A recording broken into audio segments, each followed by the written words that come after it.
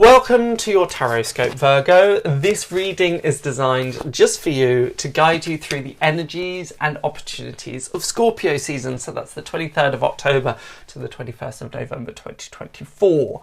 Remember, the tarot is not about predicting the future. It's about understanding your present and empowering you to navigate it with intention.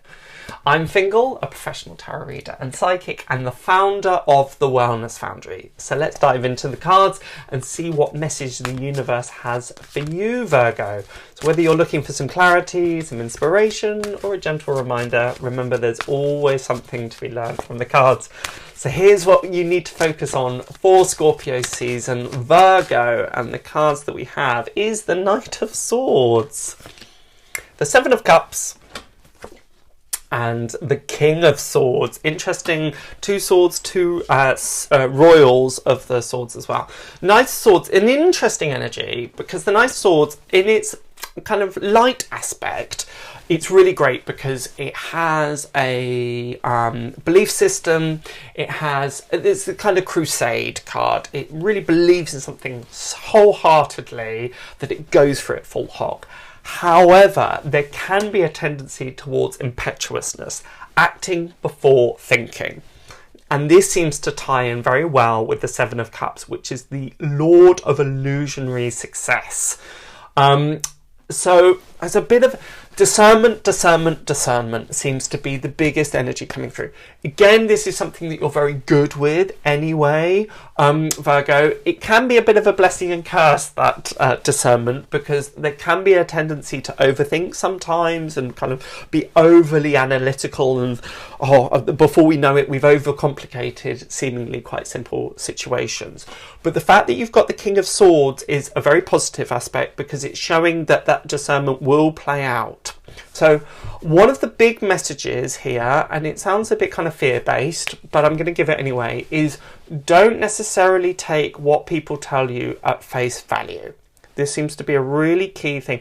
Don't just believe what people tell you dogmatically. Just because they've said it, don't just assume that it's true. Do your research. Look for the evidence. Look for the experience within yourself to go, is that right? Is that true? Because I can see scenarios where people kind of seemingly rile you up, or there's Chinese whispers, or there's things coming through the grapevine, and we start to react. And again, we react in an impulsive way and actually not necessarily in a constructive way. So there's a big piece of advice, big piece of evidence. No, big piece of advice to get all the evidence before you act. Check with your sources. Do you need to check with other people? You know, sometimes what I do, a bit of a kind of an aside, is if I've received an email and it's kind of stirred something up within me, let's say, either it's a disgruntled person or somebody asking something that I feel is quite kind of unreasonable, let's say. What I tend to do is write the email, go away for 24 hours, come back, reread it, and then make any edits.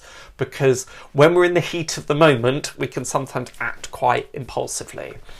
This is part of what you need to guard against over Scorpio season.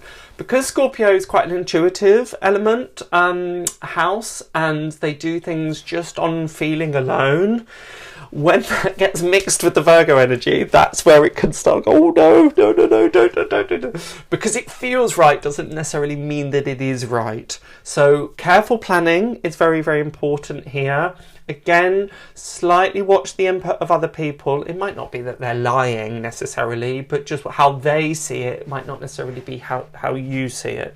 So don't, as I say, necessarily take what other people have to say to you at face value. Particularly with the Seven of Cups. Interesting also with the Seven of Cups, because can sometimes be an energy of there's loads of options in front of me, which one do I take, or do I take this one? So again, this might be a bit of a point where you get tripped up, is that you may feel it over this period of, I don't know what I'm committing myself to, I don't know what to get excited about, I don't know what choice to make, is what I'm trying to say in a roundabout way. So again, this King of Swords energy is really going to hold you in good stead, because it is that energy of being able to Be discerning. So whether you have to write a to-do list, whether you have to write all the options, whether you have to brain map, where you have to brain dump, anything like that is going to be important. Also remember that you don't, please don't make any snap decisions. It's really, really key. Careful planning, careful reflection, carefully think about things. If necessary, go to a source that you really respect and admire, or get a second opinion. But again, as we've spoken about before, make sure that that aligns with your what your wisdom is telling you. That's a good word, actually, coming from a place of wisdom rather than anything that might be a snap decision or a snap reaction. You may also find, again, slightly making sure that you don't say things you regret. Think before you speak. Sorry, it probably sounds like I'm telling you off, Virgo, but it's absolutely fine. It's absolutely fine. You do this well anyway, so it's just, again, leaning into what's naturally there. There may be kind of moments of madness. You think, why did I do that? Why did I say that? And the way that you guard against that is just taking that beat, taking that moment, and yeah, any kind of reflection before you move ahead is going to hold you in very, very good stead. So I hope that helps, my dear Virgo. Have a wonderful, wonderful Scorpio season. Bye for now.